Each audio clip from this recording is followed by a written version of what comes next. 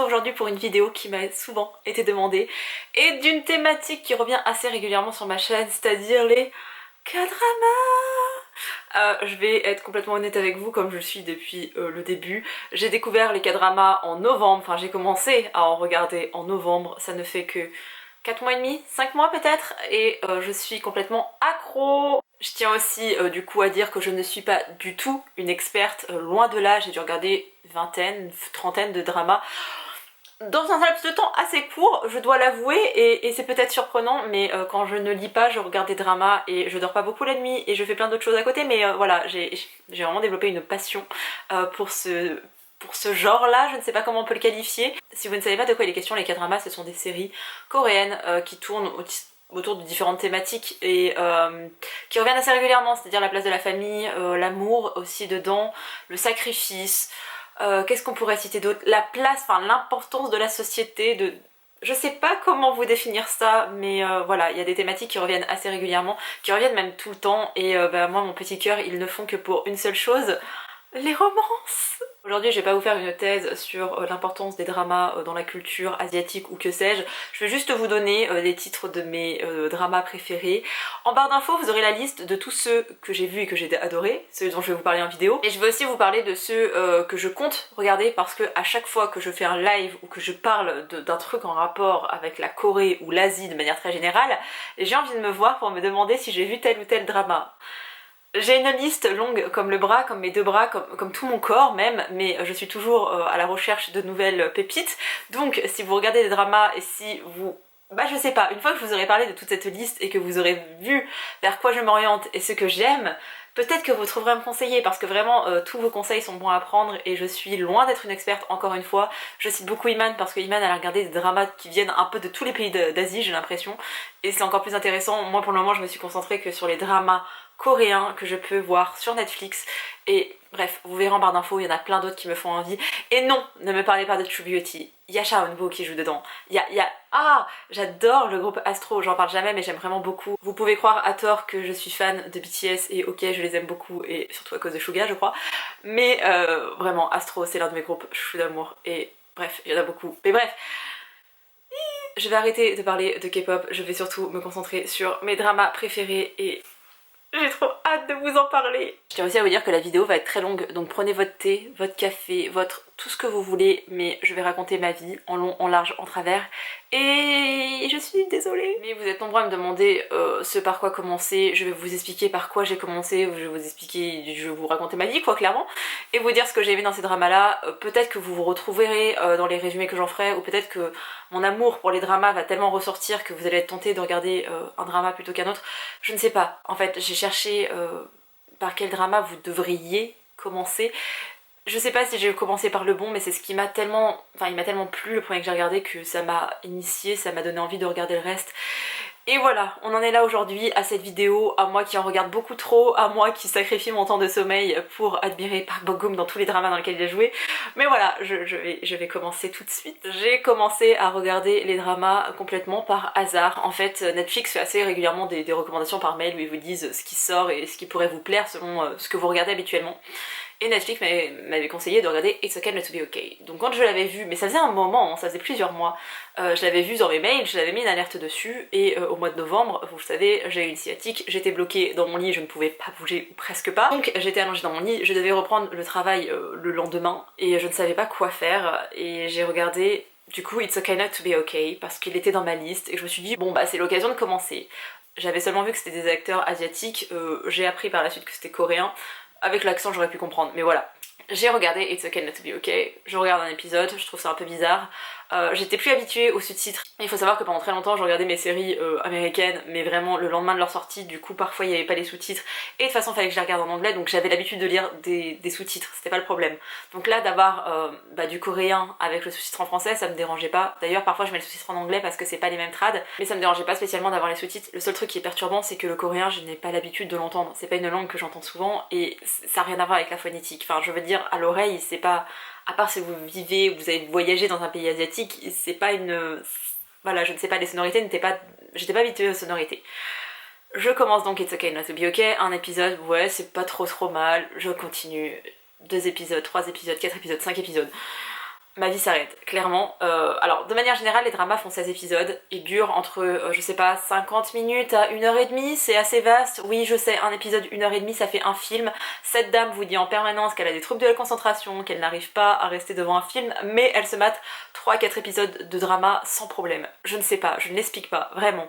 C'est la seule activité que je peux faire sur une aussi longue durée sans être, sans que mon cerveau dérive trop, surtout que si je voyage trop et si je suis trop perdue dans mes pensées, je ne comprends pas de ce qui se passe parce que je ne comprends pas, je ne parle toujours pas le coréen.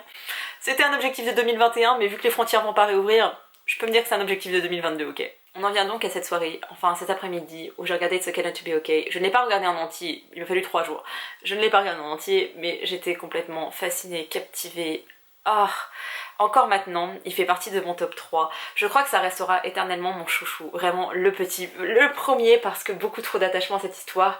Je pense que quand on découvre quelque chose, c'est toujours mieux. Donc voilà. Alors oui, je tiens à dire que je ne vais pas prononcer le nom des personnages parce que j'ai un très mauvais accent et que toute ma vie, j'ai détesté quand mes profs écorchaient les noms et les prénoms de mes camarades. Donc voilà, je ne vais pas prononcer le nom des personnages et j'espère que vous serez pas trop perdus à cause de ça. Dans It's Okay Not To Be Okay, on suit l'histoire d'un jeune homme qui est aide-soignant en psychiatrie. Tada! Je ne suis pas dans la psychiatrie, mais je suis aide-soignante, donc niveau identification, on était déjà pas mal. Et il a un grand frère qui est autiste, et chaque année, ils partent en fait, ils ont beaucoup déménagé, ils ont beaucoup changé d'endroit où ils travaillent, etc. Parce que son frère, chaque année, il y a une sorte de saison des papillons, et son frère a une phobie des papillons depuis qu'il est enfant, depuis que leur mère a été assassinée. C'est pas très gay, mais je vous assure que c'est une romance. Donc on a ce jeune homme qui travaille en hôpital psychiatrique et un jour il va rencontrer une jeune femme qui est une autrice de contes pour enfants et il faut que je vous montre ses beautés. Je crois que j'ai rendu tout le monde jalouse parce que tout le monde ignorait la chose, mais voilà, elle est autrice de contes pour enfants, donc ils sont très lugubres parce que ça c'est les premiers livres qu'elle a écrits. Ça a un style très burtonien, j'adore Tim Burton depuis que j'ai 5 ans et que j'ai vu L'étrange Noël de Monsieur Jack. Est-ce que c'était approprié de regarder ça à 5 ans? Je ne sais pas, mais je l'ai regardé dans toutes les langues possibles, je crois. Mes parents savaient à quel point j'étais fan et quand il passait à la télé à l'approche de Noël, ils m'appelaient pour que je vienne regarder. Parenthèse fermée. Cette autrice de contes pour enfants a une particularité, c'est que le grand frère de ce jeune homme... Ouais, ça va être compliqué de pas donner les noms. Mais le grand frère de ce jeune homme, qui est autiste, est fan de cette femme et... son petit frère il comprend pas, il dit mais qu'est-ce que tu lui trouves? Ces dessins ils sont lugubres, c'est sombre et de quoi?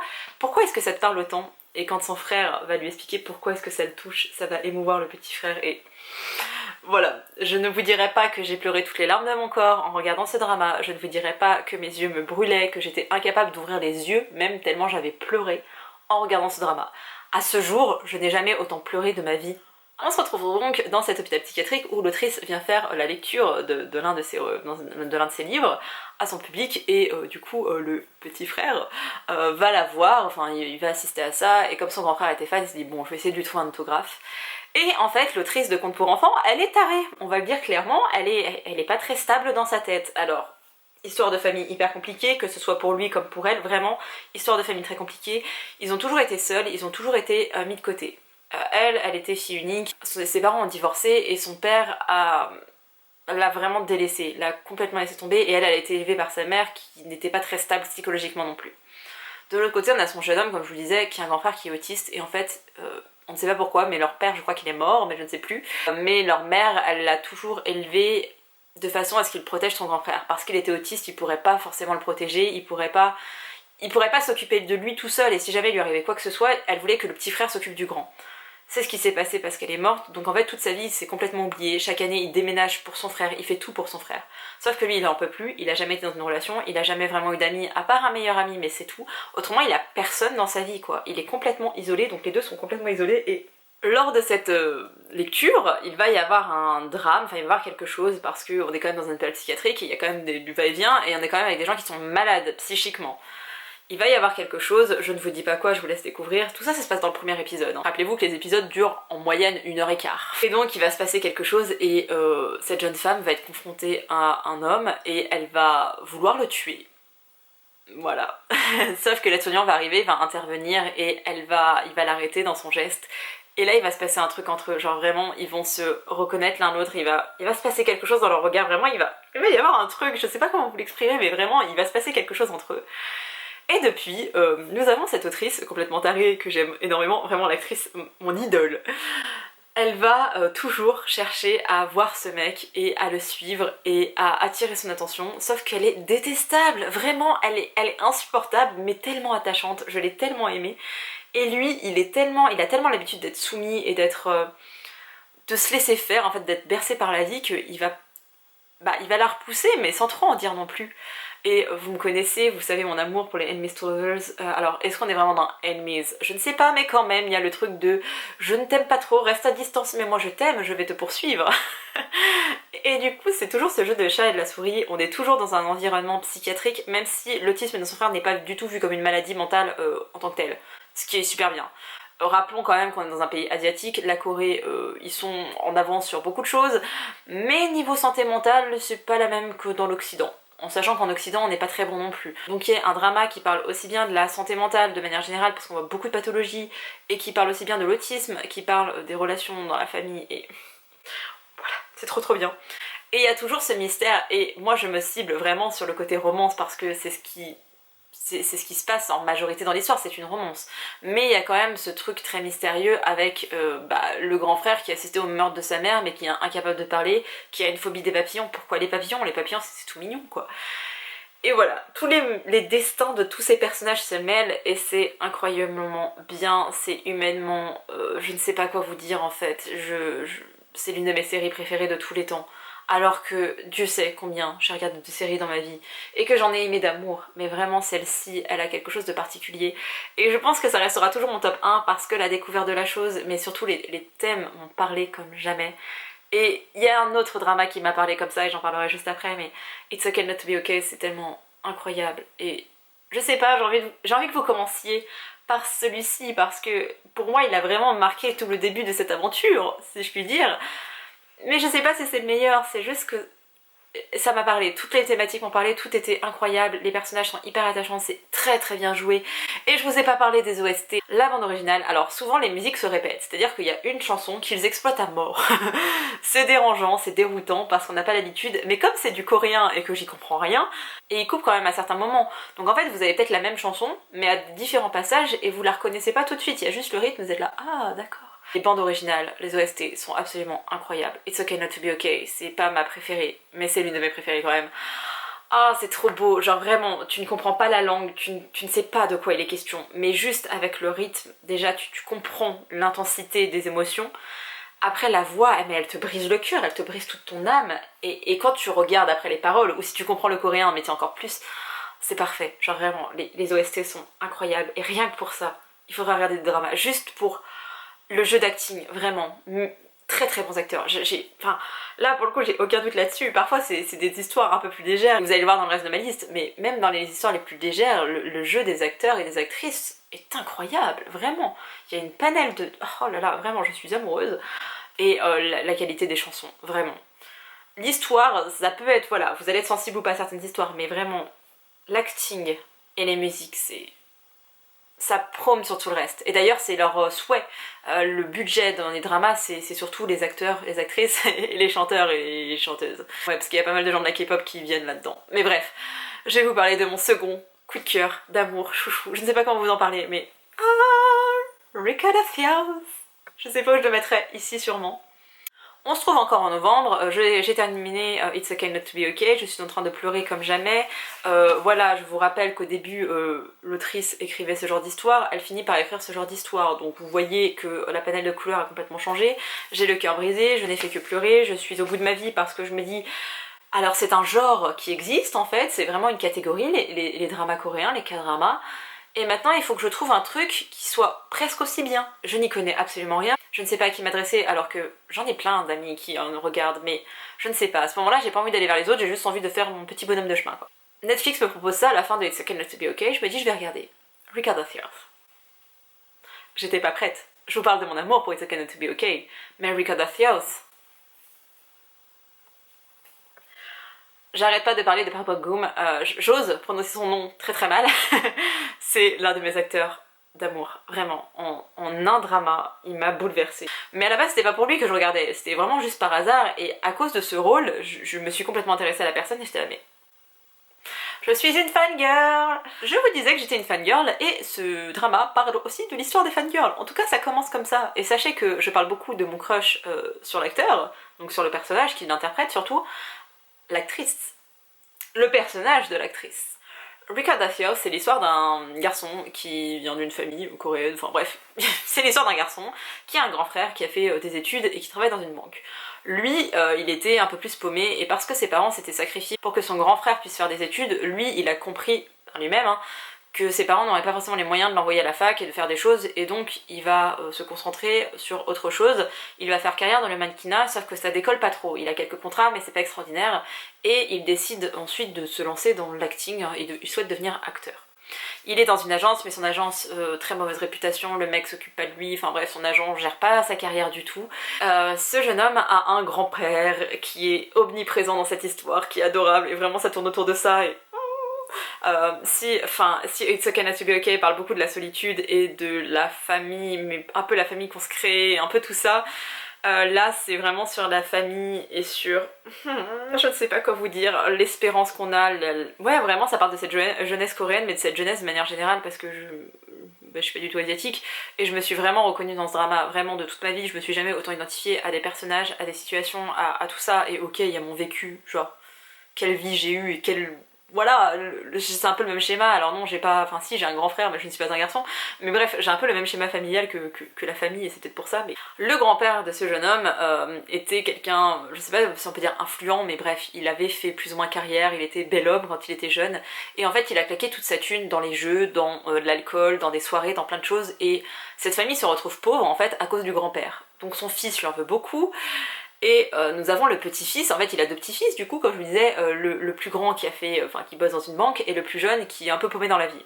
Et le plus jeune est très proche de son grand-père, et ils dorment dans la même chambre, et vraiment ils sont vraiment proches, et c'est trop mignon parce que ils se ressemblent beaucoup, et je vais vraiment avoir beaucoup de mal à vous le résumer parce que plus j'aime quelque chose, moins j'arrive à en parler, mais...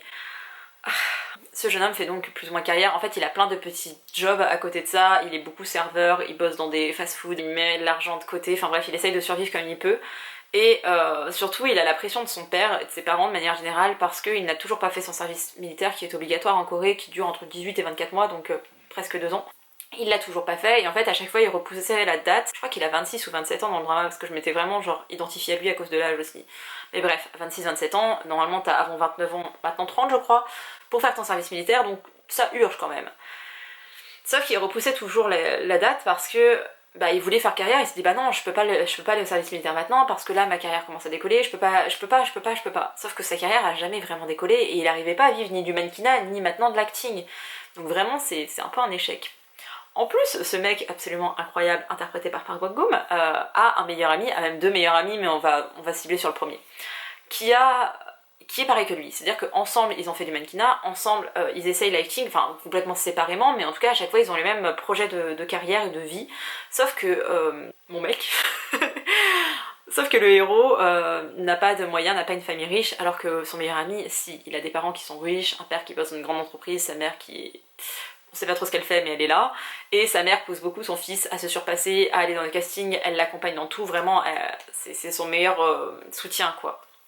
Et l'autre pas du tout, il fait genre carrière seul avec son grand-père qui est là, mais moi je t'aime quoi qu'il arrive. C'est trop mignon, c'est trop mignon. Ce jeune homme va donc être recruté pour faire un défilé de mode comme il a l'habitude de faire, et il va tomber sur notre héroïne. Notre héroïne qui est une jeune femme indépendante qui a bossé en entreprise mais qui n'aimait pas ça et qui a décidé de mettre de l'argent de côté, qui a acheté son appartement. Pour elle, le plus important c'est d'avoir un foyer. Alors ses parents ont divorcé quand elle était petite, sa mère elle a une relation complètement toxique avec elle et sa mère est complètement toxique pour elle. Elle était très proche de son papa mais du coup la séparation ça a vraiment tout brisé dans la famille. Elle a bossé en entreprise, ça lui allait pas du tout, donc elle décide de faire un petit peu carrière seule. Elle a une chaîne YouTube où elle parle de maquillage et surtout cette jeune fille est une apprentie maquilleuse, est élève maquilleuse, je ne sais pas comment vous dire ça, et elle est boss dans une entreprise, elle n'est pas indépendante. Un jour, à l'occasion du défilé, elle est invitée à maquiller les mannequins et donc elle va maquiller notre héros. Et elle va être très très gênée parce que en fait elle est fan de lui, elle est vraiment fan de lui. Et lui, il va s'en rendre compte parce qu'un jour, elle va être en train de jouer sur son téléphone, de faire je sais pas quoi sur son téléphone, et dessus, il y a son fond d'écran avec son acteur chouchou d'amour devant et derrière son meilleur ami. Et donc le héros arrive et lui dit mais comme ça tu es fan de moi, et elle va mentir et dire ah mais non regarde sur ma photo, ok t'es en premier plan, mais regarde qui est en second plan, ce n'est pas toi, c'est de lui que je suis fan, c'est de ton meilleur ami que je suis fan. Et donc ils vont plus ou moins devenir amis tous les deux parce que le héros est genre hyper sociable, genre vraiment il est incroyable, il est trop... il est vraiment parfait. Il est très sociable, en fait, il a beaucoup de facilité à rentrer en interaction avec les gens, à faire de l'humour, juste des petites touches de mignonnerie. Mais vraiment, il a un caractère incroyable, vraiment, j'aimerais avoir ce genre de caractère. Et l'héroïne est... je sais pas comment vous la décrire, mais elle est très sérieuse, elle a un peu une poker face, mais des fois elle te lance des petites punchlines comme ça, magnifiques, et surtout elle a du caractère, et c'est ce que j'ai adoré parce que c'est pas ce que je retrouvais, enfin, c'est pas ce que je croyais connaître de la culture coréenne de manière générale, asiatique, voilà. Je pensais que, enfin, à chaque fois on a l'image de ah là là, c'est des filles toutes mignonnes, et ah, c'est peut-être à cause du côté kawaii des japonaises, mais j'avais un peu cette idée là, et en fait, pas du tout, c'est pas du tout le caractère de notre héroïne. Et comme j'avais quitté It's Okay Not To Be Okay avec une héroïne badass et complètement tarée, que j'aime d'amour, je venais de quitter une héroïne badass et je retrouvais une héroïne badass à sa manière et c'était incroyable et elle est géniale. Et du coup il y a toujours ce truc où lui il va essayer plus ou moins de la caser avec son meilleur ami, mais en fait c'est pas son meilleur ami qu'elle veut, c'est lui. Mais en même temps elle a pas envie d'être avec lui parce que c'est une groupie, c'est une fan. Et il y a tout un truc en fait entre eux avec ça, le fait de ah mais de toute façon je suis ton acteur préféré, ou là ah mais de toute façon je suis ta personne préférée donc voilà c'est normal que tu m'aimes. Et il le dit de manière ironique, c'est absolument pas pour se vanter, c'est absolument pas machiste ou que sais-je, mais c'est tellement... Voilà, donc c'est une histoire de fangirl, et c'est tellement plus que ça parce que comme je vous le disais, c'est un jeune homme, enfin il a sacrifié un peu sa vie parce que ses parents ne pouvaient pas lui payer des études, etc. Et il a choisi ses rêves, son ambition personnelle, alors qu'il se met un peu sa famille, enfin il se met même complètement sa famille à dos, son père il lui balance des trucs, même sa mère elle le soutient pas, il y a que son grand-père qui est là pour lui, et son grand-père est vu comme la risée de la famille, donc c'est même pas acceptable, alors que normalement on respecte les anciens. C'est tellement ça, et en fait son seul soutien, son seul réconfort, sa seule chose qu'il va avoir dans sa vie c'est cette jeune fille, et il a pas envie de tout miser sur elle non plus, c'est juste ils vont être dans une relation mais tellement safe, et assez rapidement ils se mettent ensemble, et je pensais que j'allais détester, et en fait c'est très très bien fait, et on voit l'évolution de sa carrière, combien c'est... Vraiment, j'ai jamais souhaité aussi fort que quelqu'un réussisse dans la vie que ce personnage-là. J'ai jamais été aussi supportive, encourageante envers quelqu'un qu'envers lui. C'était vraiment... Et l'interprétation de Park Bo-gum, je vous dis que je l'adore ce mec à cause de... ce mec. Je vous dis que je l'adore cet acteur à cause de son rôle. Je me suis identifiée à lui, il y a tellement de thématiques qui ressortent et qui sont incroyables. Et voilà, je voulais vous en parler parce que Ricardo Theo c'est... It's Okay Not To Be Okay, mais en fait vraiment mes trois préférés, ils sont sur le même palier, je ne peux pas les différencier. Promis, je vais être plus brève pour ceux à venir, mais il faut que je vous parle de mon troisième coup de cœur. Itaewon Class. J'en ai parlé lors des Vlogmas, donc vous n'êtes pas trop surpris, mais c'est l'une des meilleures séries de tous les temps, je maintiens, enfin vraiment, autant Ricardo Theo c'est parce que ça me touche personnellement, It's Okay Not To Be Okay c'est parce que ça m'a touché, et que c'était le premier, et que la thématique est très très forte, mais Itaewon Class c'est... je ne sais pas, à l'international, je ne sais pas comment vous dire ça, mais vraiment ça pourrait plaire à tout le monde. Ici on suit un jeune homme dont le père va être tué par l'un de ses camarades de classe, et il y a toute une histoire familiale autour, hein, donc je vais faire un résumé très très bref, mais en gros ce jeune homme va vouloir se venger de la mort de son père, sauf qu'il ne va pas aller au bout de la chose, c'est-à-dire qu'il va tuer personne, il va pas du tout être dans ce truc là. Et il va aller en prison assez injustement. Et encore une fois je vous épargnerai son nom parce qu'en plus c'est pas un nom très commun, donc je le dis très très mal. Mais bref, ce garçon va aller en prison, et en fait il a deux choix. Soit il décide de devenir une sorte de racaille entre guillemets, hein, où il va aller dans une vie de gangster en fait, où il va pas du tout se repentir, il va aller sur la mauvaise pente. Soit il va décider de devenir un voyou, soit il va décider de, je ne sais pas comment dire ça, mais de mettre en action les valeurs de son père, en tout cas de respecter les valeurs de son père et d'y adhérer parce qu'il y adhérait déjà avant. Il a été victime d'une énorme injustice, et dans Itaewon Class c'est exclusivement question d'injustice, vraiment. J'ai jamais vu un drama, un film, une série, tout ce que vous voulez, j'ai jamais été confrontée à autant d'injustice de ma vie. J'étais dingue, à chaque fois que je regardais j'étais folle, j'avais envie de hurler, mais vraiment je me tirais les cheveux, j'étais là mais non, mais ça lui arrive pas à lui, mais tout va dans le mauvais sens, vraiment rien n'allait comme il fallait. Et la force de cette série, c'est son scénario, ce qui est rarement mis en avant, disons-le, ça tourne toujours un peu en rond et j'aime beaucoup ça parce que c'est un peu une valeur sûre et que c'est un peu... J'aime bien les trucs un peu routiniers, vous savez. Mais là, dans Utah One Class, c'est vraiment un scénario incroyable, j'avais jamais vu une histoire aussi bien recherchée, où il est question de vengeance, de revanche, mais plutôt sur la vie. Et plutôt que s'en prendre directement aux gens et d'être frontal et de genre dire je vais tuer toute ta famille, un peu comme on voit dans notre cinéma à nous quoi, enfin dans le cinéma occidental on va dire ça comme ça, là on est sur autre chose et c'est un peu prendre une revanche sur la vie et sur être fidèle à ses valeurs, s'entourer des bonnes personnes, construire sa propre famille, être sa propre famille, être bienveillant, je dis juste comme ça, Utah One Class, dedans nous avons des femmes qui sont badass, nous avons un personnage noir, ce qui est du jamais vu, et nous avons aussi une femme trans absolument incroyable que j'aime d'amour, vraiment, je l'aime. C'était incroyable. En fait, je peux vous parler que de mes émotions par rapport à ce drama parce que le résumé, c'est juste un mec qui va prendre la revanche, enfin la vengeance en tout cas de son père qui a été victime d'injustice et qui... Enfin, tout est question d'injustice dedans. Cet homme va créer sa propre entreprise et va la faire arriver au sommet pour prendre sa revanche sur la vie, sur tout ce qui lui est arrivé et c'est incroyable. Et voilà, je peux que vous parler de mes émotions parce que j'ai été subjuguée, j'ai pleuré, j'ai été en colère comme jamais, j'ai ri, franchement j'ai ri, il y a des trucs mais vraiment c'est de l'humour, je sais même pas comment vous dire ça, c'est tellement subtil et tellement des scènes très... C'était incroyable et voilà, je pense que tout le monde a déjà vu Utah One Class mais si vous n'avez pas vu Utah One Class, regardez Utah One Class. C'était vraiment mes 3 préférés.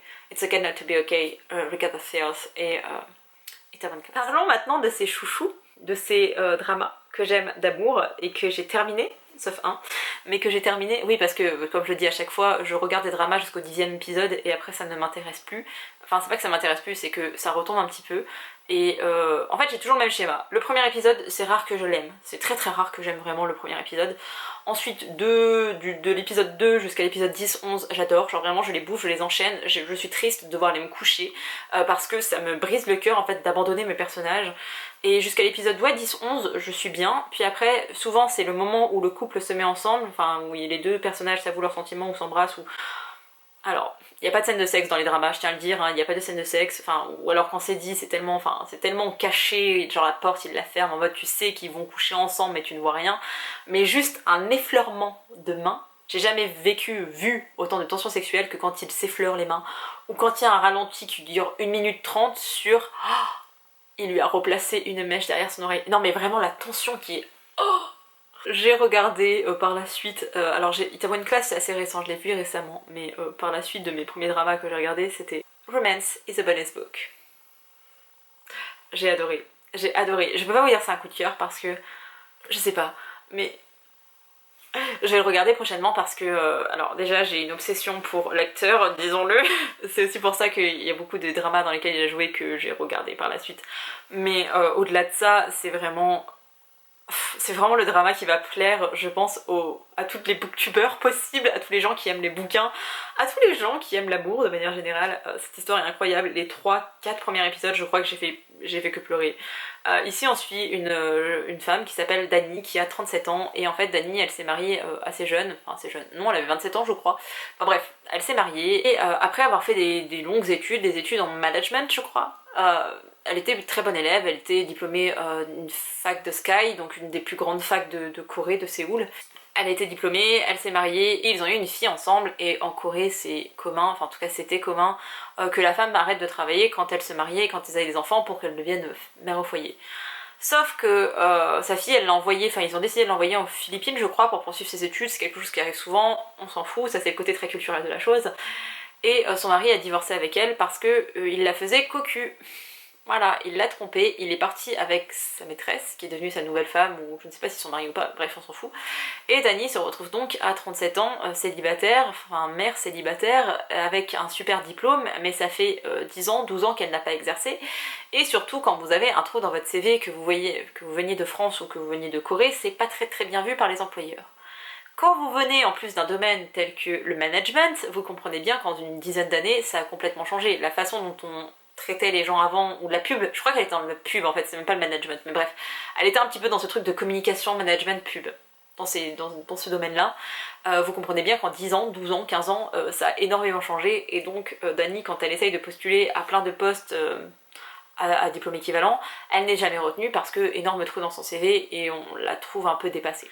Dani est donc sans emploi, elle a quand même des charges parce que sa fille il faut payer son école, elle n'a pas de nouvelles de son ex-mari et Dani elle est homeless, elle est SDF, en fait elle n'a pas de logement et le seul endroit dans lequel elle peut dormir c'est son ancienne maison parce que il y a, je sais pas comment vous expliquer ça, parce que en Corée c'est souvent qu'ils détruisent des bâtiments, des maisons pour en reconstruire d'autres à la place, et voilà, c'est une ville qui bouge beaucoup.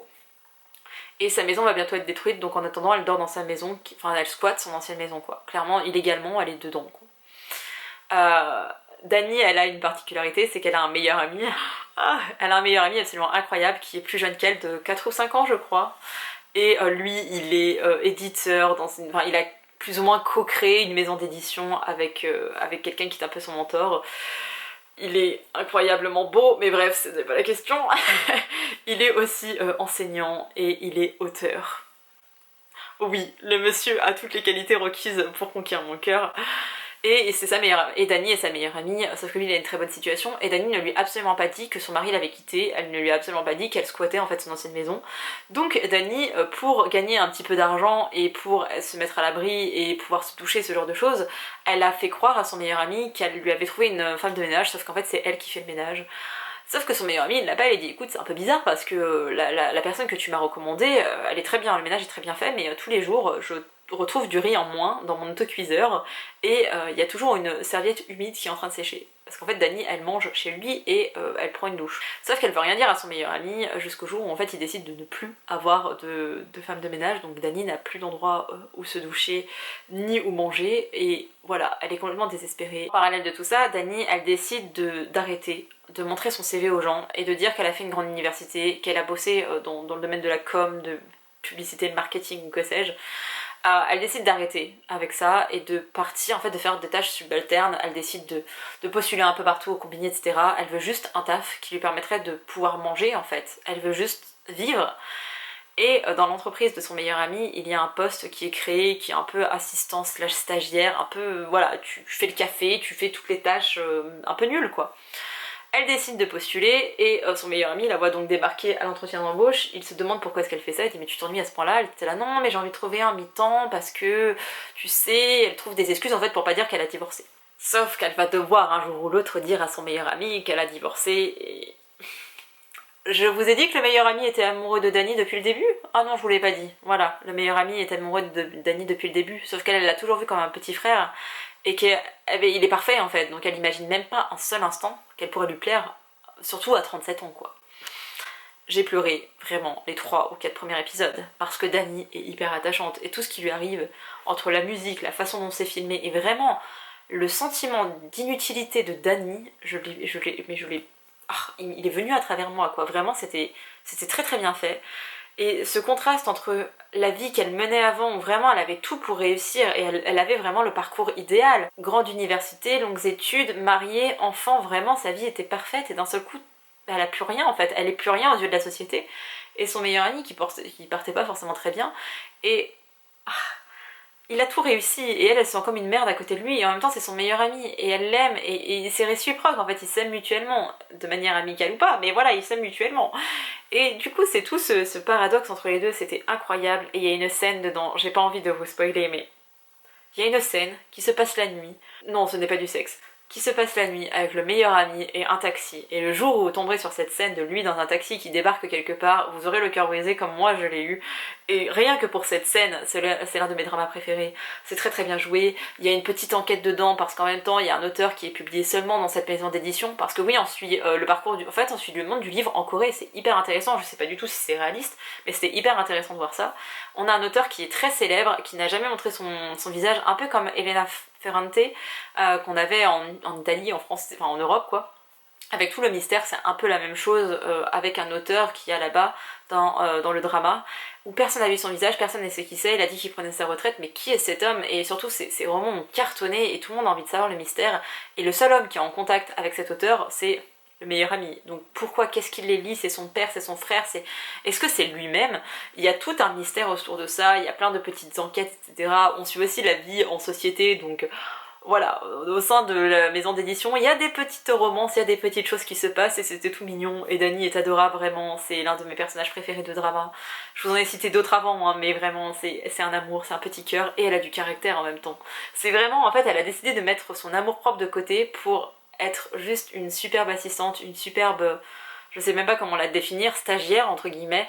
Et elle a pas un super bon poste, mais elle va rester toujours dans sa petite case, beaucoup trop petite pour elle, juste pour pas froisser les autres. Et je trouve la notion de sacrifice est tellement importante dans ce drama. Et il y a des petites scénettes qui sont assez drôles, mais c'est surtout que vous allez être touchés par tout l'amour qui dégouline de partout. Parce que c'est pas non plus trop fleur bleue. Moi, quand c'est trop romantique, j'aime pas trop non plus. Mais là, c'était juste ce qu'il fallait de tension, de tout ce que vous voulez.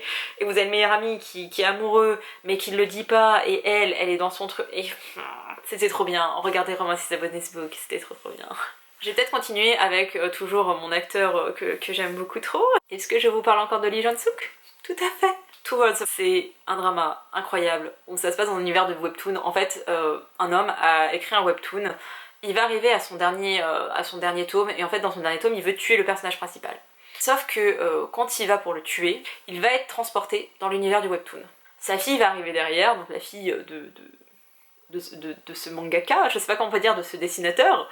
Sa fille va arriver et à son tour elle va être aspirée par le webtoon en cherchant son père en fait. Son père est disparu, alors elle sait pas du tout qu'il est dans le webtoon, elle vit dans la réalité et elle va être aspirée dans le webtoon. Faut savoir que cette jeune fille elle est interne en chirurgie cardio-thoracique et la scène qui se passe devant elle, la scène qui devait tuer le héros, c'était en fait le héros était complètement le héros avait été poignardé et donc elle qui est apprentie chirurgienne, on va le dire comme ça. Quand elle voit ça, réflexe, elle va aller sauver cette personne, elle ne sait pas ce qui s'est passé, elle a été aspirée mais elle sait même pas qu'elle est dans le webtoon, c'est juste d'un seul coup elle se retrouve projetée là avec un homme qui est en train de se vider de son sang donc elle va vouloir le sauver et elle va le sauver. Et du coup elle a joué un rôle dans le webtoon, elle va être à nouveau ressortie du webtoon, elle va être de retour dans la vraie vie et là elle voit qu'en fait le webtoon ne peut pas se terminer à la fin de ce tome-ci parce que en fait elle a sauvé le héros donc c'est pas une fin de l'histoire, c'est juste une péripétie en plus. Donc on joue dans les deux tableaux dans la vraie vie où on a une jeune fille dont le père est dessinateur et dont la mère, je sais plus ce qu'elle fait, je crois qu'elle travaille en entreprise, qui est interne en chirurgie, qui est pas très appréciée sur place parce qu'elle est assez tête en l'air et elle est assez... Je l'aime beaucoup mais voilà, tu sens qu'elle est un peu...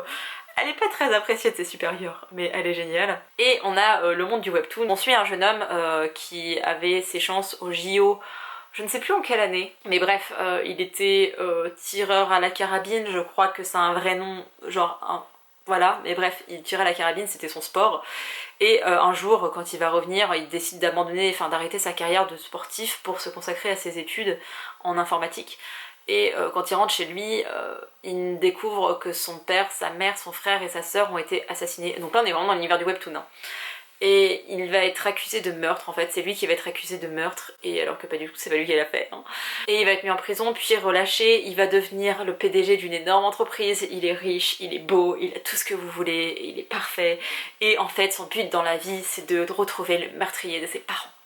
Ça c'est sa quête dans le webtoon, sauf que du coup nous avons cette jeune fille qui vient de notre monde à nous, qui est venue dans le webtoon et maintenant il va chercher à la retrouver, genre qui est-elle, qu'est-ce qu'elle a fait, parce que quand il l'a vue, il savait qu'elle aurait un rôle à jouer dans sa vie. Et donc nous avons cette jeune fille qui va faire des allers-retours entre le webtoon et la vraie vie, et c'est... ce drama est incroyable, alors j'ai moins aimé la fin, genre vraiment il y arrive un plot twist à 7-8 épisodes que j'ai moins aimé, et après c'est bien, mais c'est pas la fin que je voulais, mais je ne sais pas quelle fin j'aurais voulu non plus, mais bref, on est un peu sur un truc de romance, puis après un peu plus un truc enquête, donc peut-être que vous aimerez plus, mais personnellement je voulais beaucoup plus de romance parce que je suis habituée à beaucoup plus de romance. Mais c'était trop bien. Et vraiment, j'ai ri. Il y a des scènes, mais vraiment, mais c'était mort de rire. Vraiment, si vous l'avez vu, la scène de la salle de bain, alors la scène du magasin déjà, dans l'épisode 2 je crois, et ensuite la scène de la salle de bain. J'étais mort de rire. Et là c'était vraiment les trucs hyper... Mais vraiment, mais tu pouffes de rire, vraiment ça te sort comme ça comme ça quoi. Et après il y a d'autres scènes qui sont très marquantes, qui sont très touchantes, mais vraiment les deux j'étais morte de rire. Et c'était trop bien. Et vraiment l'univers du webtoon, vous connaissez les mangas, ce genre de choses, vous connaissez, vous en lisez aussi ou pas, je ne sais pas. Mais du coup on connaît tout ça, on sait les codes auxquels c'est rattaché, et en même temps nous avons notre vraie vie à nous, et ça s'entrelace tout, et il y a des méchants, et du coup vous êtes là. Et c'était trop bien parce qu'en plus il y a un vrai enjeu, et en tant que... Alors peut-être qu'en tant qu'autrice je me suis encore plus identifiée, mais le truc de tu peux voir tes personnages ou tes personnages décident de prendre le contrôle de leur vie et t'as aucun impact dessus, c'était trop bien. et voilà, et oui, ok, il y a mon acteur qui joue dedans et je suis très contente, mais pas seulement, parce que ok, il est très très, oh, il est très très beau, vraiment il est très très beau, il est très charmant, mais c'est pas la seule raison. Je l'ai peut-être regardé parce qu'il était dedans, mais c'est pas la raison pour laquelle j'ai aimé le travail. J'en ai plus que deux qui sont vraiment des chouchous d'amour. Le premier c'est Crash Landing on You. Ah, Crash Landing on You c'est vraiment... Il me faisait peur et le premier épisode est très particulier, donc si jamais vous avez regardé qu'un épisode et que vous avez abandonné, continuez, persévérez, parce que vraiment, le premier épisode il est pas représentatif et... Crash Landing on You c'est l'histoire d'une jeune femme, enfin voilà, une trentaine d'années, qui est sud-coréenne et qui est PDG d'une grosse entreprise. Elle l'a montée toute seule, même si ses parents sont influents, surtout son père qui est une entreprise. Elle décide de pas reprendre l'affaire familiale, elle veut juste en fait prospérer avec sa propre entreprise.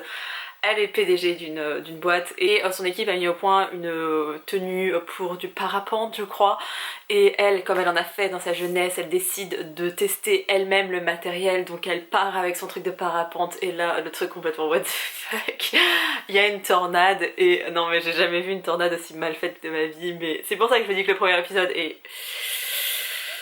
Mais le reste de l'histoire est trop bien. Une tornade et en fait elle se retrouve dans la zone déminéralisée, donc en fait c'est une zone entre la Corée du Sud et la Corée du Nord où en fait vous n'êtes pas complètement en territoire ennemi ni en territoire, voilà, vous êtes dans cet entre-deux.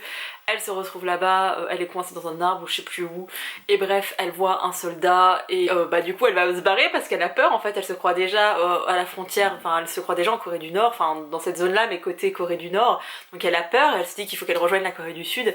Elle va courir comme une folle et le mec lui dit ne va surtout pas là-bas, c'est la Corée du Nord, si t'y vas je ne pourrai pas t'aider, tu seras condamné quoi. Et elle se dit bah non, c'est un soldat nord-coréen, en fait il dit ça pour que j'aille dans la partie, en fait il veut que je prenne cette direction là pour aller en Corée du Nord, moi je n'y veux pas. En fait elle se dit pas il veut m'aider, elle se dit non non il est là pour me nuire, donc elle ne va pas l'écouter, elle va foncer droit devant elle qui est la Corée du Nord, et donc bah voilà, elle est dans la merde parce qu'elle se retrouve en Corée du Nord. Lui c'est un soldat mais son père est assez haut placé, enfin il est plutôt bien placé dans l'armée aussi, il y a eu un truc avec son frère qui est décédé, et surtout cet homme est entouré de 3 de ses subalternes qui sont incroyable, vraiment. Il y en a un qui est un peu plus âgé que lui et qui est un peu aigri de la vie, vraiment, genre à chaque fois qu'il se passe un truc, il est là, et il est absolument contre la venue de cette femme. Enfin de toute façon tous de base ils sont contre la venue de cette femme, sauf que si vous voulez, quand vous n'avez pas dénoncé une fille qui est arrivée de Corée du Sud, vous êtes complice, donc s'ils la dénoncent maintenant, ils sont aussi dans la merde, et en Corée du Nord, tu peux pas dire « Ah oui, mais je ne savais pas trop que tu risques de mourir, que tu sois militaire ou pas ». Donc clairement, ils sont autant dans la merde qu'elle, donc ils vont devoir l'aider pour la faire retourner en Corée du Sud, sauf que tout ne se passe pas comme prévu, vous en doutez bien. Mais vraiment le quatuor de garçons, donc que ce soit le militaire qui est le héros, que ce soit du coup le mec aigri de la vie, il y en a un autre, il est plutôt jeune et il est fan de K-drama, il regarde ça illégalement et c'est à mourir de rire parce qu'il est fan d'une actrice et l'héroïne connaît l'actrice, du coup à chaque fois il est là oui est-ce qu'elle est gentille et elle est comme ça dans la vraie vie, et c'est trop mignon. Et le troisième c'est un tout jeune, vraiment il doit avoir 19-20 ans, c'est un bébé, on dirait une idole de K-pop, et il était trop mignon, et vraiment c'est l'innocence même, il veut juste retrouver ses parents, et bah, là il fait partie de l'armée mais c'est pas ce qu'il aimerait faire, lui il aimerait vivre à la campagne quoi, il est innocent quoi, il est complètement, je ne sais pas comment dire, immaculé presque. Et voilà, c'est vraiment ces 4 hommes et enfin ce personnage féminin hyper badass, hyper fort, mais qui est à la fois hyper attachante. Et alors je sais bien qu'on est dans un cliché au possible de la Corée du Nord et que quand même c'est fait par des Sud-Coréens, donc je sais que c'est pas la réalité, mais j'ai envie de rêver avec ça. Et ce que j'ai aimé avec cette héroïne, c'est que très souvent elle parle de la réunification, elle parle de la paix, en fait elle aimerait que les deux Corées ne fassent plus qu'une, quoi, qu'ils arrêtent d'avoir tout ça, tous ces conflits et cette tension permanente surtout, et surtout la dictature en Corée du Nord. Et donc c'est, enfin, elle donne un petit espoir, un petit message d'espoir, et elle est adorable, et il y a plein de péripéties, et c'est un peu dans l'action. Enfin, il y a quand même pas mal de choses d'action, parce que moi je cible sur les romances parce que c'est ce qui m'intéresse, mais ça bouge quand même pas mal, et du coup c'est une Sud-Coréenne au milieu des Nord-Coréens, comment est-ce qu'ils vont la percevoir? Est-ce qu'elle va pouvoir rester cachée? Comment ça va se goupiller? Et c'était tellement... Et je suis très contente, c'est qu'à l'époque où j'ai regardé Crash Landing on You, je ne le savais pas, et en fait ça n'a pas été annoncé, et récemment on a appris que l'héroïne, enfin l'actrice et l'acteur principaux étaient en couple, et c'est genre mom and dad, genre vraiment c'est genre... C'est un peu mon OTP préféré, je les aime beaucoup ensemble, je les aimais beaucoup dans la série. D'ailleurs il y a des scènes qui se passent dans la série où ce sont les vraies larmes de l'actrice, et quand j'ai appris ça, mais j'étais... Voilà, clairement je passe mes journées sur Instagram à regarder des scènes de ce drama parce que c'était trop mignon, adorable. Et j'ai moins aimé les 2-3 derniers épisodes parce que c'était beaucoup plus lent, mais ce drama est trop bien. Et le dernier dont je vais vraiment vous parler en long, en large, en travers, quoique je vais essayer d'être brève, c'est She Was Pretty. Un top flop sur Falling Again en vous disant que je ne l'aimais pas, je ne l'avais pas aimé. Ensuite je vous ai fait une autre vidéo pour vous dire que finalement j'aurais pu bien l'aimer, que c'était plutôt contextuel. Et maintenant que j'ai regardé She Was Pretty, je me rends compte à quel point Falling Again était largement inspiré de ces dramas. Et faudrait que je relise les notes parce qu'au début Morgane elle parle de dramas, de ses dramas préférés, de ses inspirations, etc. À l'époque j'avais zappé parce que j'y connaissais rien et j'avais pas spécialement envie de m'y intéresser. Ça m'a pas empêché d'aimer l'histoire, mais je pense qu'en aimant les dramas vous aimerez forcément Falling Again. Et si vous avez aimé She Was Pretty, ça sera un peu bizarre, mais vous allez vous y retrouver. Bref, on n'est pas là pour parler de livres. She Was Pretty, c'est l'histoire d'une jeune femme qui était, enfin, à la base c'était 2 enfants, ils sont devenus amis, donc lui était gros, était moqué, et elle était très populaire. Ils étaient vraiment petits, de 9-10 ans, quelque chose comme ça. Hein. Mais ils sont devenus amis, genre vraiment les meilleurs amis au monde, et un jour lui il va repartir au Japon avec ses parents, enfin bref, il part avec son père. Il se revoit plus, au début s'écrivent des lettres, puis plus rien. Et un jour, des années plus tard, genre 20 ans plus tard, quelque chose comme ça, la jeune femme, celle qui est devenue une jeune femme, reçoit un mail en disant écoute, je suis de retour à Séoul, si tu veux qu'on se voit, voilà. Elle, trop contente, mais en même temps elle se dit oui j'ai changé parce qu'à l'époque elle avait des longs cheveux lisses, elle avait une peau absolument magnifique, c'était vraiment la petite fille modèle, belle, tout ce que vous voulez. Et en grandissant, elle a les cheveux plus courts, elle a développé, je ne sais plus les termes exacts, mais elle a des rougeurs, enfin des plaques sur la peau. Elle a les cheveux courts et bouclés parce que c'est les cheveux boucles et avant elle avait juste un lissage, c'est pour ça qu'ils étaient lisses. Elle n'a pas forcément fait de grandes études et elle n'a pas de job, c'est-à-dire qu'elle galère à juste trouver un taf quelconque. Là elle vient de dégoter un poste dans une entreprise où en fait ce sera encore une fois le larbin parce que j'aime beaucoup le genre d'histoire où tu commences en bas de l'échelle et tu vas glow up quoi. Bref, c'est ça le postulat de départ. Vraiment, elle a tout raté finalement dans sa vie. Quand elle était petite, elle était parfaite et en grandissant, elle ne l'est pas, en tout cas aux yeux de la société. Elle n'a pas du tout confiance en elle, c'est très compliqué, vraiment, elle est mal dans sa peau. Elle a une meilleure amie qui est un canon, vraiment, elle est parfaite, elle a de l'argent, elle est belle et elles sont colocs toutes les deux. Elle est toute contente, notre héroïne, elle va revoir son amour entre guillemets d'enfance, enfin, vraiment c'était son meilleur ami mais elle l'aimait bien aussi, voilà. Et en fait au moment où ils vont pour se revoir, elle est au téléphone avec lui et lui passe complètement à côté d'elle et va voir une autre meuf en pensant que c'est elle parce que il l'a pas reconnue. Bah forcément elle a changé, mais lui il était gros et pas... Bon, moi je le trouve mignon, mais bref, il rentrait pas dans les standards de beauté. Là celui qui incarne le personnage c'est Park Seo-joon, donc... Voilà, l'acteur est magnifique, donc voilà, il a vraiment glow up alors qu'elle a glow down quoi, donc voilà, il la reconnaît pas, il va voir une autre fille, il la prend pour elle et là non, désolé c'est pas moi. Et elle est toujours, enfin elle raccroche et il la rappelle, elle est là, oui je suis désolée, j'ai eu une urgence, j'ai pas pu venir, on se voit une prochaine fois, elle raccroche et voilà, fin de l'histoire. Elle se dit non mais je le reverrai jamais donc c'est pas grave, c'est passé. Sauf qu'en fait le mec il était pas juste de passage à Séoul, il est de retour à Séoul et... Devinez quoi? Il va être dans l'entreprise dans laquelle elle vient d'être embauchée. Je ne vous dis pas qu'au milieu de tout ça, elle va demander à sa meilleure amie de se faire passer pour elle et qu'il va avoir une sorte de triangle amoureux un peu bizarre. Je ne vous dis pas que notre héroïne complètement ratée, elle va aller dans le service de ce mec, lui ne va pas la reconnaître, elle va tout faire pour se cacher de lui, sauf qu'en fait elle est perçue comme le boulet à ses yeux, lui c'est un connard sans nom, vraiment, il a énormément de pression, mais même ça n'excuse pas, c'était vraiment un connard avec elle, et même avec tout le monde, et bref, voilà, c'est trop bien, c'est incroyable, j'ai beaucoup aimé ce drama, et... Bref, il est aussi question de traumatisme, il y a plein de choses, le personnage principal est incroyable, vraiment, enfin les deux sont géniaux. J'ai moins aimé la conclusion de oh là là, elle va devenir belle et donc oh il va la regarder et tout va aller mieux entre eux. Non, j'aime pas ce côté-là, mais le côté ami d'enfance j'aime beaucoup. Et oui, si vous avez lu Falling Again, vous allez vous y retrouver, et si vous ne l'avez pas lu, lisez Falling Again, et si vous n'avez pas vu She Was Pretty, regardez She Was Pretty, c'était trop mignon, tout doux, et voilà.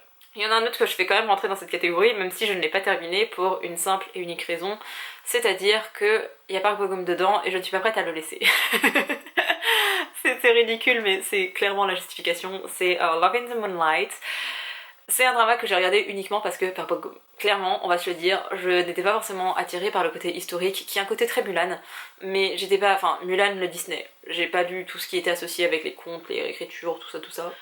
J'étais pas forcément attirée par le drama, mais quand j'ai vu qu'il était dedans, je dis bon, je vais regarder, et Alors ok, c'est le personnage principal donc forcément il est présent dedans, mais c'est pas pour ça que j'aime le drama et bref. Surtout que j'aime beaucoup l'actrice. Ici on suit une jeune femme qui a toujours, enfin sa mère l'a éduquée comme un garçon, où en fait toute sa vie elle a pas eu le droit de porter, enfin depuis son enfance elle a pas eu le droit de porter des robes, des jupes, elle a pas eu le droit d'être un peu plus féminine, porter du maquillage, avoir les cheveux, enfin soyeux, ce genre de choses. Elle l'a toujours lui interdit d'être une fille finalement et au fur et à mesure des années elle va être complètement, enfin elle va plus être une sorte de garçon, de personne limite gender fluid, enfin plutôt une personne non binaire. Bah, les mots n'en sont pas dits, mais c'est un petit peu vu de cette manière-là. C'est ni une fille ni un garçon, elle est un peu entre les deux et en même temps elle est pas les deux. On se retrouve, je ne sais pas à quel siècle, 13e je pense, peut-être 14e, j'en sais rien. Cette jeune femme a fait pas mal de conneries en fait, c'est un peu une escroc, bref, elle je sais pas comment vous dire parce que escroc ça fait très péjoratif alors qu'en fait elle faisait tout pour gagner sa vie en fait, pour avoir de l'argent et pour vivre et donc ça voulait dire parfois faire des plans foireux. Un jour elle va être capturée et elle va devoir devenir un eunuque.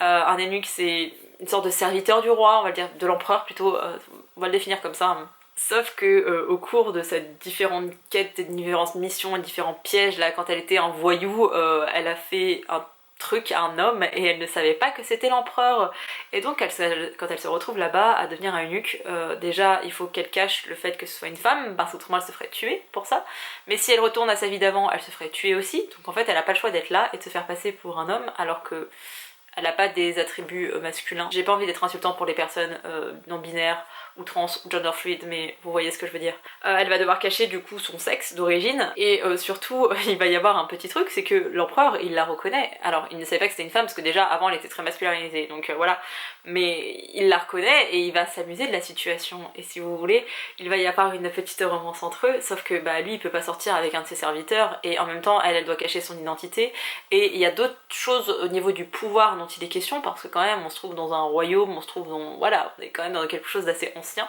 d'antique quoi. Et ok, Park Gong-hoon je l'aime beaucoup, mais cette histoire est absolument incroyable parce que même avant qu'il sache que c'était une femme, alors soit dans son fort intérieur il savait que c'était une femme, soit juste B-vibes quoi, c'était genre vraiment, il était en mode, enfin plutôt pansexualité vibes, il était en mode, je sais que c'est un homme et que je ne devrais pas l'aimer, mais c'est ce que je ressens pour lui. C'est pas dit comme ça, mais c'est tellement interprété de cette manière, et quand il va se rendre compte que finalement c'est une femme, ça va être genre oh, c'est encore mieux, j'ai pas besoin de faire une sorte de coming out où genre notre amour est possible. Et voilà, c'était trop bien, c'est trop bien. J'en suis à l'épisode 11, et non, cette fois je n'ai pas abandonné, enfin mis de côté parce que c'était pas assez bien, etc. Je l'ai mis de côté parce que je me suis rendu compte d'un seul coup, c'était un soir. Alors déjà je l'ai commencé un soir à 20h, je me suis couchée à 2h du matin et je travaillais le lendemain. J'étais très mal, hein. Mais surtout quand j'ai fini mon épisode 10, je me suis rendu compte qu'après je n'avais plus je n'avais plus rien avec Park Bo-gum dedans, donc j'ai été très triste et vraiment ça m'a fait une claque. J'étais là mais je vais regarder quoi après avec lui, genre quand il va me manquer je pourrais regarder quoi. Et je crois que ça fait 2 mois et demi ou 3 mois que j'ai dit ça et j'ai toujours pas repris. Pas que je ne veux pas, parce que vraiment il y a vraiment une quête, enfin il y a vraiment quelque chose lié à la révolution. Cette jeune femme, cette eunuque, du coup elle a un lourd secret mais elle-même ne le sait pas en fait. Toute sa vie elle a cru qu'elle avait été abandonnée et en fait non. Il y a une vraie histoire en fait avec ses parents, avec son père notamment, et ça a une forte répercussion sur le royaume. En tout cas si elle savait son identité ça pourrait tout changer. Il y a vraiment une vraie quête en fait, il y a un vrai côté historique dedans. Alors je pense pas que ce soit réaliste, mais en tout cas il y a vraiment quelque chose derrière. J'aimais beaucoup, hein. J'ai vraiment envie de savoir, hein. Mais vraiment, le nombre de fois où je suis dans ma liste, où je vois l'épisode et je suis là, non, résiste. Mais je veux pas renoncer à Park Bo-gum. Je ne veux pas renoncer à lui, c'est tout. Mais un jour ou l'autre je le finirai, je serai très triste. Alors voilà, il faut le faire jouer dans d'autres drames. Juste vous citer vite fait des dramas que j'ai regardés et que j'ai adoré parce que je suis obligée de les mentionner ici. Ronan qui est sorti il y a pas très longtemps, je crois qu'il est sorti en 2021 en plus de ça, il est génial, l'héroïne est incroyable, c'est une traductrice. Elle est attachante et le mec c'est un canard, mais voilà, regardez Ronan, c'est pas extraordinaire, mais ça fait son taf, et j'ai pleuré, comme d'hab. Qui est surpris? Personne. Fight for my way. Ok, Park Seo-joon est dedans, et je crois que j'ai vraiment un truc avec cet acteur, d'autant plus depuis que je l'ai vu dans Itaewon Class, mais c'est tout mignon, c'est tout doux, et surtout, j'adore l'actrice. Elle joue d'ailleurs dans un autre drama que je suis en train de regarder et que je l'ai mis en pause parce que, en fait, je préfère le couple secondaire au couple principal. C'est Descendants of the Sun. J'en suis alors parce qu'on va me demander, genre Pauline, comment tu fais pour les mettre en pause? J'en suis pas encore au climax du truc, vous voyez, c'est juste ils sont mis en couple, ça se tasse un peu. Je sais qu'après ça remonte, à chaque fois ça fait ça les dramas. Pendant un épisode et demi, c'est un peu calme, c'est un peu le truc de oh ils sont en couple, et après ça repart. Je le sais, c'est pour ça que je l'ai mis en pause juste à ce moment-là, parce qu'après ça va être... voilà. Mais en ce moment j'ai envie de lire, donc je profite de mes lectures, et puis je retournerai au drama et à Descendants of the Sun après. Mais j'aime beaucoup, sachez-le. Et ma mère l'a regardé et l'adore. Ma mère est en train de regarder tout ce que j'ai vu et même ce que j'ai pas vu, genre ça y est, elle agrémente sa propre liste, elle fait sa vie maintenant. Et je suis vraiment très très fière d'avoir fait adhérer ma mère au K-drama, sachez-le.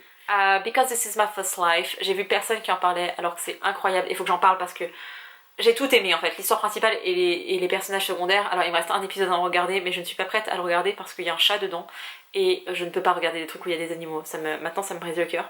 Mais en gros, une jeune femme qui est scénariste de drama, ah oui parce qu'il faut vraiment que je vous fasse le résumé, hein. Ensuite, une jeune femme qui est scénariste de drama et en fait son père avait acheté un appartement pour son frère et elle. Elle était, je ne sais plus où, de toute façon ça se passe à Séoul, bref elle était dans je sais pas quel endroit, et elle revient en fait pour vivre, enfin pour retrouver son logement, et en fait son frère s'est marié et sa femme est enceinte. Donc elle ne peut clairement pas vivre dans cet appartement avec ce couple parce que ça y est, ils vont faire leur vie quoi. Et société patriarcale, hein, vous-même vous savez. Donc le garçon, maintenant qu'il a construit sa propre famille, elle en fait elle doit se trouver un logement. Sauf qu'elle n'a pas d'argent parce que scénariste de drama, quand vous n'êtes pas quelqu'un de très connu ou que c'est un drama qui fait beaucoup parler de lui, vous n'avez pas forcément beaucoup de thunes. Et c'est son cas. En plus c'était la fin de son contrat, donc elle a plus rien en fait, elle a plus de taf techniquement. Et bref, elle en parle à ses amies parce qu'elle a deux meilleures amies depuis qu'elles sont petites. Donc une qui est une femme forte, indépendante, qui travaille dans une grande entreprise où on sent que le sexisme est omniprésent et elle a pas sa langue dans sa poche, si ce n'est au travail, où pour le coup elle se tait et elle sourit, elle fait vite que tout va bien alors qu'à l'intérieur elle a envie de tuer tout le monde. Et la deuxième meilleure amie, c'est une fille toute petite, toute mignonne qui est en couple depuis 7 ans avec son copain et elle, son rêve dans la vie c'est de se marier et d'être mère de famille. Sauf que son copain il est concepteur, je sais pas, développeur dans le milieu du web où en fait il développe des applications sauf que ça ne décolle pas et il refuse de faire partie d'une entreprise parce qu'il tient son indépendance sauf que en attendant il gagne pas d'argent et sa copine elle veut vraiment se marier. Et alors si en France on est un peu réputé par le mariage parce que ça coûte cher, ce genre de choses et l'engagement tout ça, imaginez en Corée. On retrouve donc notre homeless girl qui cherche un logement et l'une de ses amies dit écoute j'ai un plan, tu pourrais avoir une colocatrice géniale machin, ok je prends l'appartement, elle va le visiter, il est trop bien. Le seul truc c'est qu'il y a 3 règles dans cet appartement. Le premier c'est qu'il faut qu'elle prenne soin du chat du propriétaire. Le deuxième c'est qu'elle doit trier les déchets et le troisième c'est il faut qu'elle soit propre en fait de manière générale, faut qu'elle gère les poubelles, faut qu'elle s'occupe plus ou moins du chat et pas qu'elle foute le bordel, qu'elle fasse des fêtes ou ce genre de choses. Elle c'est pas du genre à avoir une vie sociale débordante, elle a juste ses 2 meilleures copines, en plus elle se voit pas H24 à l'intérieur donc pas de soucis. C'est le logement idéal, très bien situé, vraiment super bel appartement, elle est trop heureuse. Sauf que le mec qui lui loue cet appartement, en fait, c'est le propriétaire et ils sont en colocation. Sauf que lui, on lui a vendu le truc en disant que c'était un mec qui allait vivre chez lui et elle, que c'était une meuf qui vivait avec elle. Donc pendant des semaines, ils ne vont jamais se croiser, enfin ils vont faire que se croiser, ils vont jamais se voir véritablement. Donc ils pensent l'un et l'autre que lui c'est un garçon et que elle c'est une fille, quoi. Jusqu'au jour où ils vont se rencontrer et ils vont réaliser qu'en fait ils se sont complètement trompés, qu'il y a eu un énorme quiproquo. Et du coup elle va devoir partir parce que c'est pas possible qu'un homme et une femme qui ne soient pas mariés et qui soient pas... Enfin non, c'est pas possible qu'ils vivent ensemble. Sauf qu'il est embêté parce que le propriétaire des lieux, s'il avait demandé à avoir un colocataire, enfin une colocatrice pour le coup, c'est qu'il ne s'en sortait pas financièrement s'il n'avait pas un autre apport financier qui est l'argent de la location quoi.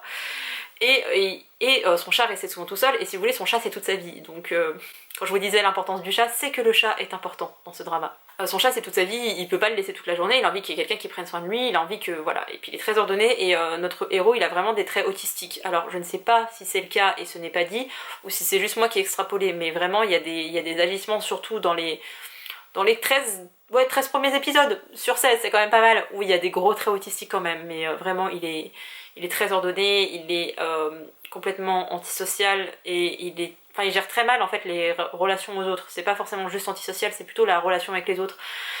Voilà, bref. Nous avons donc notre héroïne qui va partir et qui va chercher un logement, sauf que elle va rapidement se rendre compte que ce n'est pas possible en fait pour elle de vivre ailleurs, elle n'a vraiment nulle part où aller. et le propriétaire va avoir pitié d'elle finalement, c'est pas très joyeux mais c'est vraiment comme ça que c'est montré, et il va lui dire qu'elle peut venir, que lui il a besoin d'argent, qu'elle elle était clean et que y a pas de souci en fait. Sauf que on est dans un drama et un jour la mère du héros va débarquer et elle va dire écoute, tu as bientôt 40 ans, il est temps que tu trouves quelqu'un et que tu te maries. Et il peut pas se marier, en fait, il y a une femme qui vit chez lui. Et là il se dit mais pourquoi ma colocataire ça deviendrait pas mon épouse? Ah oui, logique. Elle, forcément, elle entend ça, elle la mettait complètement tarée. Je ne veux pas me marier avec mon propriétaire juste parce que, quoi en fait? Moi j'ai envie d'un mariage d'amour, on se marie pas comme ça sur un coup de tête. Et il va avoir une réflexion très juste en fait. C'est, actuellement, qu'est-ce que tu as besoin? Est-ce que pour toi la priorité c'est de te projeter des années plus tard en étant marié, enfin avec cette idée du mariage, de l'amour, d'avoir des enfants, etc. Ou est-ce que pour toi, le plus bénéfique en fait actuellement dans un futur proche, ce serait d'avoir un logement stable, d'avoir quelqu'un sur qui tu puisses compter, en tout cas que tu ne sois pas complètement seule et que voilà. Et je vais m'arrêter ici en termes de résumé, mais ce drama est trop bien, c'est l'une des rares fois, il y en a quelques-uns, mais c'est l'une des rares fois où j'ai adoré les intrigues secondaires, donc secondaires et tertiaires. Vraiment, les deux meilleures amies, je les trouve hyper attachantes. J'avais trop hâte de savoir ce qu'il en était, enfin ce qu'elles allaient devenir en fait, comment elles allaient évoluer. Notre héroïne, je l'adore, genre vraiment, j'ai tellement pleuré. Je vous mets un petit trigger warning quand même pour agression sexuelle parce qu'il y a une scène dedans. Elle m'a pas forcément trigger, mais j'étais tellement brisée, anéantie pour l'héroïne que je préfère le mentionner quand même. C'est incroyable, on voit vraiment cette jeunesse. Alors pour le coup c'est un peu plus axé sur la Corée, dans le sens où notre héroïne est née en 88 il me semble. On parle aussi des JO de Séoul et on parle un peu de cette génération où les parents misaient vraiment beaucoup d'espoir dans leurs enfants et il faut qu'ils se marient, il faut qu'ils aient une bonne situation, il faut qu'ils aient fait des longues études dans une grande fac, il faut qu'ils aient un job stable, qu'ils gagnent bien, toute cette pression en fait de la société coréenne, c'est vraiment très bien représenté dedans. Et on a une héroïne qui est assez jeune, elle a à peine une trentaine d'années, et on a un héros qui est plus âgé, donc ça a aussi sa maturité et on voit quand même que les deux générations n'ont rien à voir. Même si lui il est un peu vieux jeu quand même. Et bref, c'est hyper attachant, la place de la famille est hyper importante. Et c'est vraiment la famille entre guillemets traditionnelle où sa mère elle s'est mariée à son père, alors c'était un mariage d'amour, mais la mère, je parle des parents de l'héroïne, hein. Ils se sont mariés, c'était un mariage d'amour, mais finalement lui il est vraiment ancré dans le sexisme le plus total, où sa femme elle travaille pas en fait, elle reste à la maison à la base pour s'occuper des enfants, maintenant pour s'occuper de tout le reste aussi. Et elle est vraiment dans son rôle de soumission, et je sais même pas si elle en a conscience, mais c'est juste qu'elle accepte la chose. La mère de l'héroïne, c'est juste oui, et c'était mon rôle d'être une épouse et d'être une mère, et je suis toujours une mère, je suis toujours une épouse, et j'ai pas de rêve et d'aspiration, et je suis peut-être un peu naïve, mais je veux le meilleur pour mes enfants. Et même par rapport à son frère, parce que je vous disais qu'au début son frère et sa sœur avaient eu cet appartement, sauf que voilà, tout n'est pas rose, étant donné que parce que son père avait légué ce bien, cet appartement, aux deux enfants, c'est le garçon qui est prioritaire sur cet appartement. Donc c'est même pas l'aîné, comme si ça avait été le fils aîné, tu peux te dire bon ok c'est peut-être parce que c'est le premier.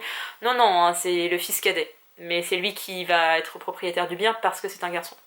Mais c'est trop bien, franchement j'en attendais pas grand chose. Quand j'avais vu le résumé j'ai fait ça a l'air un peu bizarre, j'ai eu un peu du mal avec les acteurs et les actrices. Au début j'ai regardé un petit peu de loin et en fait je suis complètement rentrée dedans. C'est le premier drama que ma maman a regardé et c'est l'un de ses préférés.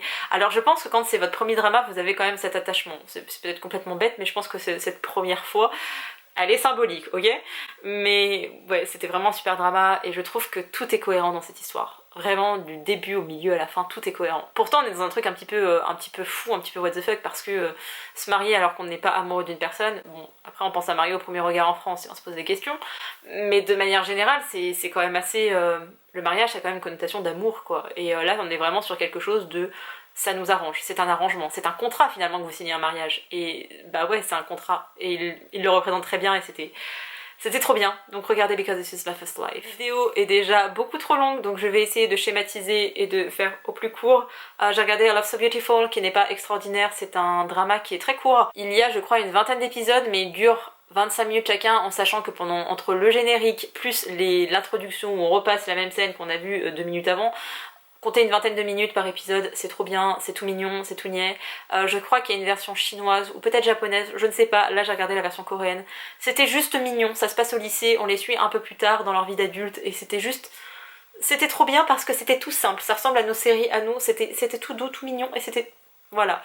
En gros, c'est une fille qui est amoureuse d'un garçon et qui va le suivre de partout au lycée et elle arrête pas de revendiquer son amour pour ce garçon, sauf que le garçon s'en fout d'elle et finalement il va se rendre compte qu'il s'en fout pas d'elle et voilà, c'est tout niais, c'est une romance au lycée, puis après leur vie d'adulte. La seule chose qui m'a perturbée, c'est que le héros ressemble à un gamin. En fait, tous les personnages ressemblent à un gamin quand ils sont adultes. Ce qui est normal, hein, parce qu'ils ont l'air d'être assez jeunes, mais c'est un peu perturbant de les voir qu'à 16 ans, ils ont la même tête que quand ils en ont 30. J'ai aussi regardé un drama et je vous le conseille pour une seule et unique chose, c'est-à-dire la bouffe. My Secret Romance, c'est l'histoire d'un mec qui est le fils d'un PDG ou de je ne sais... Ouais, j'ai vraiment un problème avec ce genre de schéma là, hein. Mais bref, c'est le fils d'un investisseur, d'un PDG ou que sais-je, et il a fait pas mal de conneries, et c'était surtout un playboy, et son père, pour le punir, il va l'envoyer dans un hôtel pour bosser, et dans cet hôtel, il va rencontrer une fille loufoque. En fait, leur chemin arrête pas de se croiser à ces deux-là. Et bref, ils vont être amenés à se revoir, il va y avoir une micro-romance entre eux, et en fait, ils vont coucher ensemble dès le premier soir. Genre, moins de 24 heures après qu'ils soient rencontrés, ils couchent ensemble. Et la fille se barre et elle le laisse comme ça. Et on les retrouve 10 ans plus tard, où elle est devenue nutritionniste, et elle va travailler dans l'entreprise de ce mec, parce que ce mec a créé une collection, ou a repris l'entreprise de son père, je sais plus trop comment ça fonctionne, mais un truc dans le genre. Et il fait plusieurs malaises, il s'alimente très mal, en fait il boit excessivement du café, il mange très mal, et elle va devenir un peu sa nutritionniste personnelle, sauf que elle fait semblant de ne pas se souvenir de lui, et lui se souvient très bien d'elle, et il a très mal pris le fait qu'elle se soit barrée comme ça, après leur coup d'un soir, et elle avait très honte, parce qu'elle avait juste envie de coucher avec ce mec, elle pensait jamais le revoir, et ça devait juste en rester là. Et lui, il n'a pas accepté la chose, quoi. Enfin, il était pas d'accord là-dessus. Lui, il pensait que c'était le début d'une histoire, alors que pour elle, c'était la fin. Et c'est trop bien. C'est trop bien parce que, comme je vous le disais, elle est nutritionniste. Alors déjà, on a l'histoire d'amour, et moi, le Enemies to Lovers, enfin, c'est un Enemies Friends to Lovers, je savais même plus de quoi il était question. Mais c'était trop bien, et vraiment, la bouffe. Il y a plein de recettes de bouffe. Il y a de la bouffe à chaque épisode, en fait. Vraiment, je crois que dans un épisode, vous avez au moins 3 ou 4 recettes, et les épisodes font 45 minutes, genre tous. Sauf peut-être le dernier. Mais ils sont pas si longs que ça pour des dramas. Et voilà, un jour je me suis bouffé les 90% de la série. J'avais commencé à 9h, j'avais fini à 1h du matin. Non, je parlerai pas de Love Alarm parce que ok, j'en ai parlé pendant tous les vlogs Mars, mais je suis tellement déçue de cette série, mais j'adore rager dessus.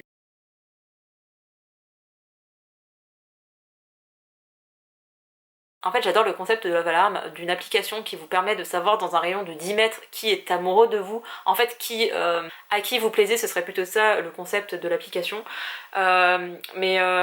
Voilà, actuellement je n'ai pas encore fini ce drama parce que je suis en rage. Je trouve que l'héroïne elle a choisi le mauvais garçon.